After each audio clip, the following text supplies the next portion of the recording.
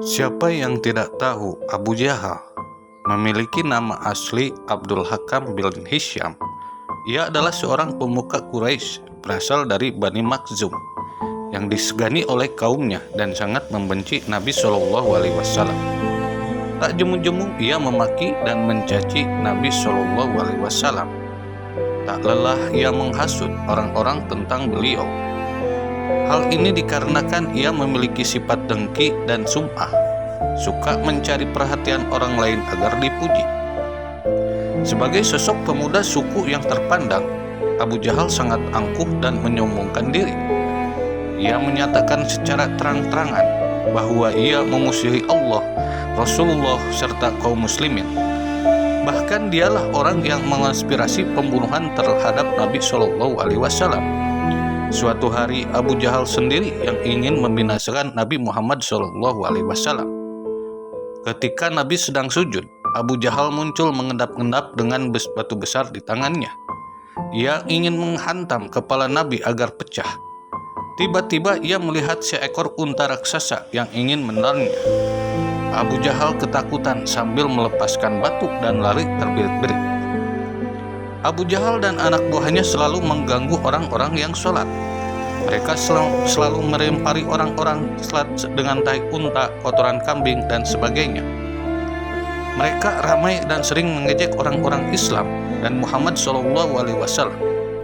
Namun demikian, Nabi dan pengikutnya tetap bersabar dan tidak melawan orang yang jahil berkelompok itu. Oleh karena sifat-sifat buruknya ini, Rasulullah menjulukinya sebagai Fir'aun pada zaman itu. Sejak Nabi Muhammad SAW datang dengan agama Islam dan orang-orang lemah masuk agama tersebut, Abu Jahal memproklamirkan diri sebagai preman kota Mekah. Orang-orang Du'afa yang masuk Islam semuanya mendapat penyiksaan pedih dari Abu Jahal. Yasir dan istrinya Sumiyah mendapat siksa sampai syahid di tangan Abu Jahal. Allah berfirman tentang Abu Jahal, sekali-kali tidak, sungguh manusia itu benar-benar melampaui batas karena melihat dirinya serba cukup. Di bulan Ramadan pada tahun kedua Hijriah, meletuslah perang Badar. Rasulullah SAW pergi bersama pasukannya untuk mencegat pasukan musyrikin yang hendak pulang ke Mekah. Selepas berdagang dari Syam, di sebuah bukit yang bernama Badar, kedua pasukan tersebut bertemu. Mereka kemudian saling bertikai.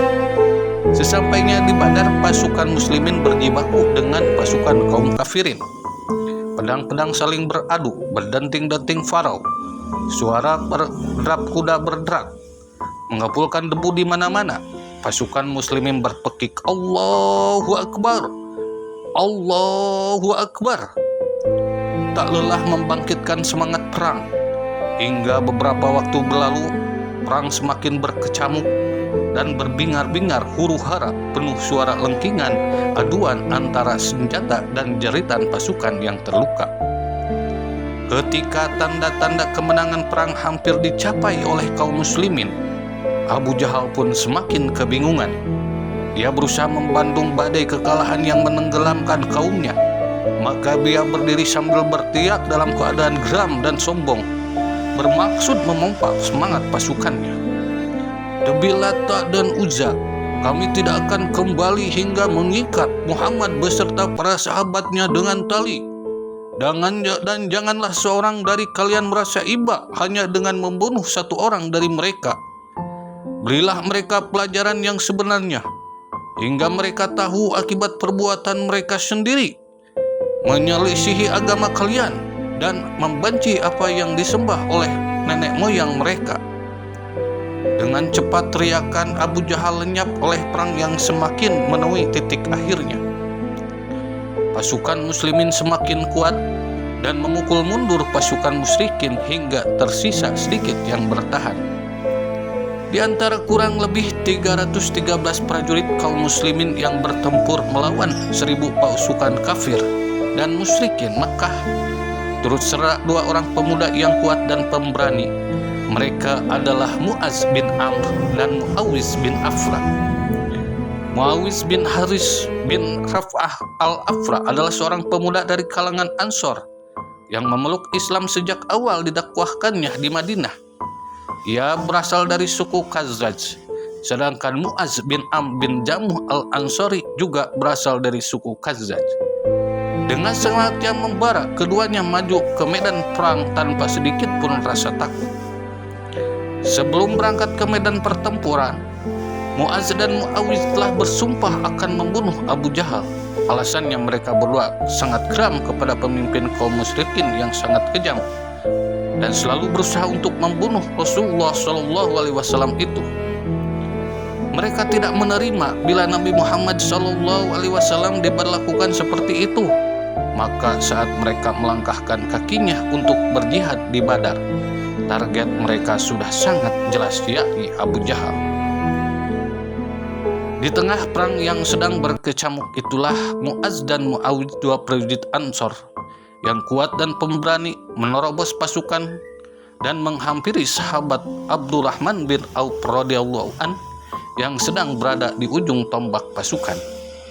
Salah seorang dari mereka lalu bertanya, "Wahai paman, beritahu dan tunjukkan pada kami mana yang bernama Abu Jahal," dengan tatapan mata yang tajam. Mendengar pertanyaan tersebut, Abdurrahman bin Auf sejenak tertegun. "Apa yang akan kalian lakukan pada Abu Jahal?"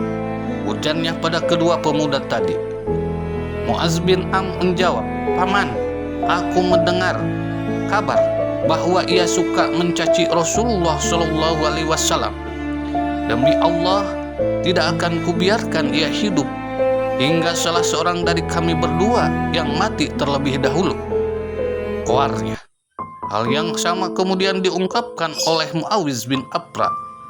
"Betul paman, kami akan membunuhnya," ungkapnya menegaskan. Abdurrahman bin Auf pun tercengung.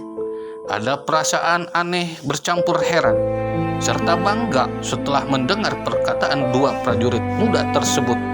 Ia lantas memperhatikan kedua pemuda tersebut, Mu'az bin Am dan Mu'awiz bin Afra, pemuda yang tinggal di Madinah. Ketika mereka mendengar bahwa ada orang yang mencaci maki baginda Rasulullah SAW di Mekah, yang jaraknya hampir 500 km dari tempat tinggalnya, bara api kemarahan berkobar di dadanya. Semangat untuk membela baginda Rasulullah pun membara dalam jiwanya. Betapa kokoh kuat ikrar mereka untuk membunuh Abu Jahal. Tatkala Abdurrahman bin Auf melihat Abu Jahal di tengah kerumunan pasukan, ia berkata seraya memberitahu, "Dialah orang yang kalian tanyakan kepadaku barusan," ujarnya pada Mu'az dan Mu'awiz. Seketika itu kedua prajurit muda Ansor tadi berlari menelusup ke dalam medan perang yang berkecamuk. Setelah semakin dekat dari posisi Abu Jahal, mereka melihat dengan jelas lelaki yang sangat angkuh itu. Darah amarah pahlawan muda itu pun membara. Tekad bulat mereka semakin mantap untuk merealisasikan tugas yang sangat mulia yang senantiasa bergeliat dalam mimpi dan benak pikiran mereka. Saat itu Abu Jahal sedang menaiki kudanya. Mu'awiz menyabet kaki Abu Jahal hingga terjatuh. Sementara itu Mu'az pun menyabet kaki Abu Jahal hingga terputus. Namun kemudian Ikrimah bin Abi Jahal menghampiri dan menyerang Mu'az hingga terkena sabetan perang di lehernya. Sementara Mu'awiz masih tetap menyerang Abu Jahal hingga nyaris terbunuh dan sekarat. Keadaan semakin membuncah setelah ketika Abu Jahal terjatuh. Mu'awiz membantu Mu'az menyerang Ikrimah hingga akhirnya ia lari tunggang tanggang. Dalam pertempurannya melawan Ikrimah, Mu'az terkena sabetan pedang di tangannya hingga tersisa tangannya yang menggantung. Dan sulit kemudian ia mendabas sendiri tangannya. Ia pun kemudian kehilangan satu tangannya. Dan pada saat itu Abu Jahal mati terbunuh oleh mereka berdua. Setelah terbunuhnya Abu Jahal, dua pemuda menemui Rasulullah. "Siapa dari kalian yang telah membunuh Abu Jahal?" tanya Rasulullah. Mereka saling mengaku sebagai Abu Jahal. "Saya yang telah membunuhnya," kata Mu'az, begitu juga Mu'awiz. "Apakah kalian telah membersihkan pedang kalian?" Tanya Rasul hendak mencari tahu kebenarannya melalui bekas lumuran darah di pedang Muaz dan Muawiyah. "Tidak," jawab keduanya. Maka kemudian Rasulullah SAW meminta pedang mereka dan memeriksa lumuran darah Abu Jahal. Rasulullah SAW berkata, "Benar, kalian berdua telah membunuh Abu